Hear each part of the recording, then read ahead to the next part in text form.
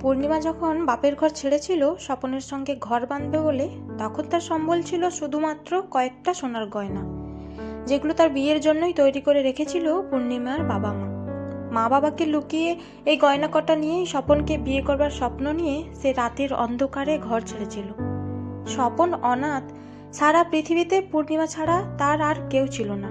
পূর্ণিমার বাড়ির পাশে যে বড় হোটেলটা, সেই হোটেলে স্বপন তখন কাজ করত। বাড়ি ছেড়ে চলে আসার পর স্বপন আর পূর্ণিমা অনেক কষ্টে নিজেদেরকে দাঁড় করিয়েছিল। বাড়ি থেকে অনেক দূরে নিজেদের একটা আস্তানা গড়েছিল। নিজের গয়নাগুলো বেচে স্বপনের জন্য একটা ফলের দোকান দিয়েছিল পূর্ণিমা। সেই ফলের দোকান থেকেই আস্তে আস্তে নিজেদের অবস্থার উন্নতি হচ্ছিল। তাই তো টাকা পয়সা জমিয়ে একবার তারা পাড়ার অনেকের সঙ্গে পাহাড়ে ঘুরতে গেছিল। তখন ওদের বড় মেয়েটা ওই বছর তিনেকের। পাহাড় থেকে ঘুরে আসার পরই পূর্ণিমা বুঝলো সে আবারও মা হতে চলেছে। দেখতে দেখতেই তার ঘর আলো করে তাদের ছোট মেয়ের জন্ম হলো। পূর্ণিমা শখ করে মেয়ের নাম রাখলো তিস্তা। তিস্তা নদীর মতোই চঞ্চল তার ছোট মেয়ে। এই মেয়ে যেন অনেক দূর নিজের গতিতে এগিয়ে যেতে পারে, এই স্বপ্ন নিয়ে স্বামী স্ত্রীর দিন কাটতে লাগলো। বড় মেয়ে মন্দিরা আর ছোট মেয়ে তিস্তা, দুই মেয়েকে নিয়ে বেশ সুখেই কাটছিল পূর্ণিমা আর স্বপনের। কিন্তু এত সুখ মনে হয় ভগবানের সহ্য হচ্ছিল না। ভোরে ট্রেনে বড়বাজার থেকে ফল কিনে ফেরার সময় ট্রেন থেকে নামবে বলে গেটের সামনে বেশ খানিক এগিয়ে দাঁড়িয়েছিল স্বপন। কিন্তু এত ঠেলাঠেলি, এত ধাক্কাধাক্কি যে স্বপন সামলাতে না পেরে ট্রেন থেকে পড়ে গেল। ফলের ব্যাগ দুটো ট্রেনের মধ্যে থাকলেও স্বপন আর থাকলো না। মুহূর্তের মধ্যে সব শেষ হয়ে গেল। শুরু হয়েছিল পূর্ণিমার আর এক লড়াই, দুই মেয়েকে একা হাতে মানুষ করার লড়াই। অনেক কষ্টে ফলের দোকানটা সে চালাতো। ছোট মেয়েটাকে কোলে নিয়ে নিয়ে বড় বাজার আসতো একা। বড় মেয়েটা 9 বছর বয়স থেকেই ভাতের হাঁড়ি সামলানো শিখতে বাধ্য হয়েছিল। পূর্ণিমার জীবনের যা সুখ, যা আনন্দ, তা ওই স্বপনের সঙ্গে কাটানো দিনগুলোই। ওই মানুষটা যতদিন ছিল পূর্ণিমার মনে হতো যেন তার মতো সুখী আর কেউ নেই। মানুষটা এতটাই ভালোবাসতো তাকে। তাই স্বপন চলে যাবার পরে পূর্ণিমা নিজেকে কখনো আর আয়নায় দেখতো না, ইচ্ছেও হতো না। স্বপনের দেওয়া চিহ্নগুলো যে মুছে গেছে, তার মুখ যে এখন বিবর্ণ, পাংশুটে, সব রং যে সে সঙ্গে করে নিয়ে গেছে। পূর্ণিমা শুধু বেঁচে আছে মেয়ে দুটোর মুখ চেয়ে। পূর্ণিমা বড় মেয়েটাকে বেশি দূর পড়াশোনা করাতে পারল না। 17 বছরেই বিয়ে দিতে হলো। পড়াশোনা না করে মেয়ে বিয়ে করবে বলল। ভালোবেসে বিয়ে করলো মন্দিরা সুমনকে। মন্দিরের শ্বশুর ঘর তার বাপের ঘর থেকে 2টো স্টেশন পরেই। পূর্ণিমার মনে আফসোস অনেক থাকলেও এটুকু শান্তি যে সুমন ছেলেটার উপায় যতই কম হোক, সে সত্যিই তার মেয়েটাকে প্রাণের অধিক ভালোবাসে, যেমন এককালে স্বপন ভালোবাসতো তাকে। ভালোবাসার থেকে বড় পাওয়া এই দুনিয়ায় আর তো কিছু নেই। অক্লান্ত পরিশ্রম, হারিয়ে ফেলার বেদনা, মেয়েদের সুন্দর ভবিষ্যতের চিন্তা পূর্ণিমার চেহারায় ছাপ ফেলেছিল বেশ প্রকটভাবেই। পূর্ণিমার চাঁদের সেই সৌন্দর্য দিনে দিনে শেষ হয়ে যাচ্ছে। চেহারার লালিত্য হারিয়ে সে এখন জরাজীর্ণ। অবশ্য পূর্ণিমার সেই নিয়ে এতটুকু মাথা ব্যথা নেই। তার শুধু একটাই চিন্তা এখন, তিস্তার জন্য একটা ভালো পাত্রের সন্ধান করা। তিস্তা এখন কলেজে পড়ছে। পড়াশোনায় তেমন মাথা না থাকলেও পূর্ণিমার ঠেলায় আর মাস্টারদের চেষ্টায় সে বছরটা পাশ করে যায়। পূর্ণিমার অনেক আশা ছিল তিস্তাকে নিয়ে, যে একদিন নিশ্চয়ই তিস্তা নিজের পায়ে দাঁড়াবে, আর সেদিন পূর্ণিমার এই কঠিন লড়াই শেষ হবে, এত কষ্টের শেষ হবে। রোজের এই পয়সা উপার্জনের চেষ্টা থামবে। এমন একটা দিন আসবে যেদিন তিস্তা তার মাকে বলবে, আর তুমি ওই ফলের দোকান খুলতে যাবে না, এখন থেকে তুমি বাড়িতেই থাকবে, আমার জন্য ভালো ভালো রান্না করবে, আর নিজের মতো করে টিভি দেখে ঘুমিয়ে সময় কাটাবে। আমি যা উপার্জন করছি তাতে আমাদের দুজনের বেশ চলে যাবে। ভালো করেই বুঝেছে সেদিনটা আসার নয়।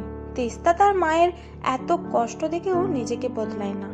তার মধ্যে কোনো চেষ্টা নেই নিজের পায়ে দাঁড়াবার। পড়াশোনা ছাড়া তার বাকি সবেতেই মন। সাজগোজ, খাওয়া দাওয়া, ঘোরা, বন্ধুবান্ধব সব বেশ ভালোভাবেই চলছে মায়ের কষ্টার্জিত পয়সায়। তাই পূর্ণিমা খুব তাড়াতাড়ি তিস্তার বিয়ে দিতে চায়। তিস্তার জন্য সুপাত্রের সন্ধান করতে থাকে। কিছুদিনের মধ্যেই বেশ ভালো ঘরের সম্বন্ধ আসে তিস্তার জন্য।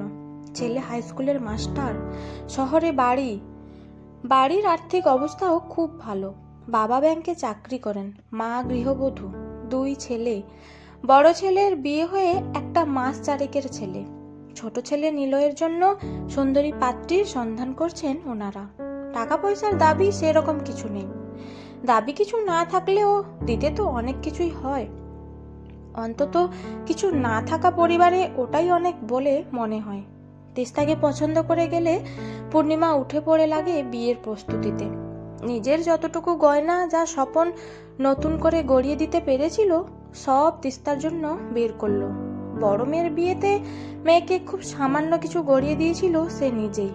মেয়েটার রোজের পড়ার মতো সামান্য একটু।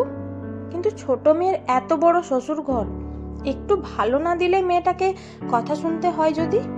তাই নিজের জমানো যেখানে যা ছিল সব বের করে ধার দেনা করে তিস্তার বিয়ের খুব ভালো ব্যবস্থা করলো পূর্ণিমা। নিজের আত্মীয় বলে তেমন কেউ না থাকলেও পাড়া প্রতিবেশী আর তার ফলের দোকানের বাঁধা ক্রেতারা সবাই পূর্ণিমাকে সাহায্যের হাত বাড়িয়ে দিয়েছেন।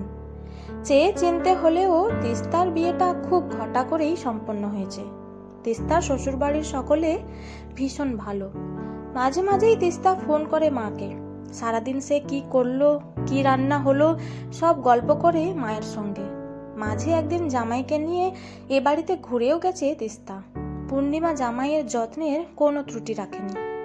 মন্দিরা সকাল থেকে এসে মায়ের সঙ্গে হাত চালিয়ে সব রান্নাবান্না সামলেছে। বড় মেয়ে মায়ের কষ্টটা তবু কিছুটা হলেও বোঝে।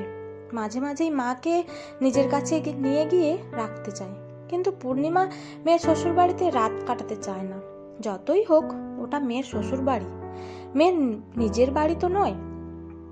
কিছুদিন পর তিস্তার শাশুড়ি মা পূর্ণিমাকে আর মন্দিরাদের সবাইকে নিমন্ত্রণ জানায় তাদের বাড়ির একমাত্র নাতির অন্নপ্রাশন।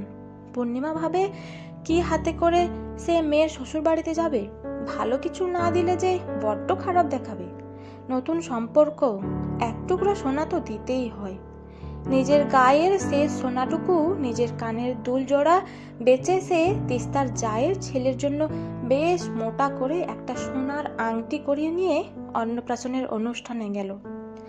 যদিও এমন শূন্যভাবে এত বড় অনুষ্ঠানে উপস্থিত হতে বড্ডই খারাপ লাগছিল। মন্দিরা মাকে তার নিজের কানেরটা পরিয়ে দিতে চাইল, কিন্তু পূর্ণিমা রাজি হলো না। সে একটা কেনা কানের পরেই তৈরি হলো। সুমনের একটা কাজের জন্য সে যেতে পারবে না জানিয়ে দিয়েছিল। তাই মন্দিরা মায়ের সঙ্গে বেশ সকাল সকালই বোনের বাড়ি পৌঁছালো। মেয়ের বাড়িতে পৌঁছে পূর্ণিমা বুঝলো মেয়ে তার সত্যিই সুখী। ওরা পৌঁছতেই তিস্তা ওদের নিজের ঘরে নিয়ে গিয়ে বসালো। পূর্ণিমা দেখলো তার ছোট মেয়ে আগের মতো আর নেই। সে যেন আরো সুন্দরী হয়ে উঠেছে। গা ভর্তি গয়না আর দামি শাড়িতে সেই অপরূপা গর্বিতা। পূর্ণিমাদের হাতে শরবত দিয়ে গেল একটা কাজের বউ। তারপর পূর্ণিমার শাশুড়ি শ্বশুর এসে ঘরে এসে একবার দেখা করে গেলেন। জামাইকে কাছাকাছি কোথাও দেখতে পেল না পূর্ণিমা। হয়তো কোথাও বেরিয়েছে, পরে নিশ্চয়ই দেখা হবে। পূর্ণিমা ভাবলো, যাক, মেয়েটা আমার ভালো আছে, সুখে আছে, আর তো কিছু চাওয়ার ছিল না। কিছুক্ষণের মধ্যেই তিস্তার জায়ের বাপের বাড়ির সব লোকজন এসে উপস্থিত হলো। তিস্তার জায়ের বাপের বাড়ি বেশ বড় লোক। জায়ের বোনেদের অবস্থাও খুব ভালো।